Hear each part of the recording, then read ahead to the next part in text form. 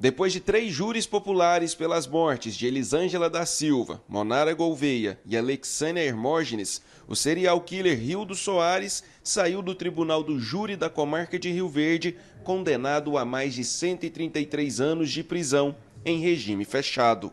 Foram 71 anos pela morte de Monara, 41 por Elisângela e 21 por Alexânia.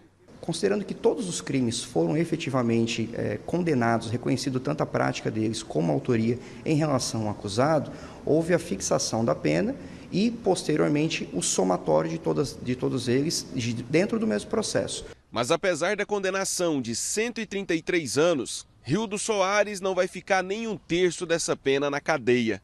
É porque a legislação brasileira não permite prisão perpétua.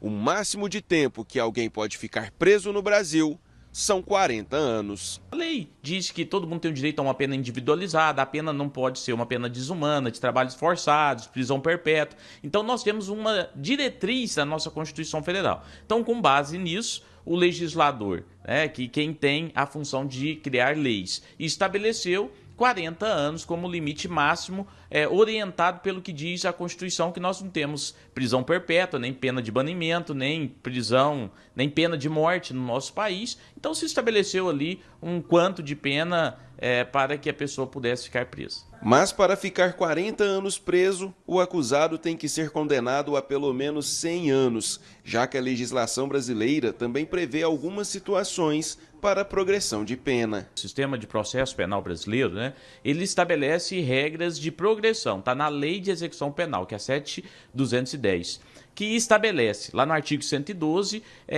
dependendo do crime, um percentual que tem que cumprir para progredir, ou seja, sair de um regime fechado para um regime semiaberto ou para um regime aberto. Então, nos crimes hediondos, começa com 40%, ou seja, no caso do Rildo, que é homicídio qualificado, começaria em 40%, porque se tiver reincidência pode ir aumentando esse percentual para que ele possa sair. Isso significa que, no mínimo, 100 anos de pena para que ele fique 40 anos preso. Como os crimes cometidos por Rildo são hediondos e ele é reincidente, não existe a mínima chance de ele sair da cadeia antes de cumprir os 40 anos. Assim, o serial killer deixará o presídio somente em 2065, quando ele já estará com 73 anos de idade. Nesse caso específico, é bom que a sociedade entenda que, muito embora ele possa cumprir apenas 40 anos no regime fechado, todos os benefícios da execução penal serão analisados tendo por base o máximo da pena que foi aplicado. Então, considerando a progressão de regime, ele teria que efetivamente cumprir aproximadamente 50% da pena, o que daria 65 anos, 67 anos de pena. Como ele não pode ficar esse tempo todo, atingiu 40, vai progredir para o regime mais benéfico. Mas só poder ficar 40 anos atrás das grades não quer dizer que o resto da pena é anulada. Na verdade, o preso passa a cumprir prisão no regime semiaberto. Ou seja, não quer dizer que ele será posto em liberdade de forma incondicionada. Assim, ele vai ter ainda um monitoramento, pode ser colocado uma tornozeleira eletrônica, enfim, ele só deixará de permanecer atrás das grades. Mas isso não quer dizer que ele pagará toda a sua pena para com a justiça. E mesmo se o acusado for condenado por outros crimes enquanto cumpre a pena, não pode passar de 40 anos preso. Hoje nós temos um sistema eletrônico de cumprimento de pena, que é o sistema de execução penal, e todas as penas vão ser encaminhadas para um único processo. E lá soma-se tudo. Então, hoje nós temos essas penas de homicídio, mas me parece que tem um processo ainda de latrocínio e outros crimes, mesmo que seja em outros estados. Deve ser encaminhado tudo para esse processo, unifica as penas, soma todas e ele vai ter que ficar os 40 anos.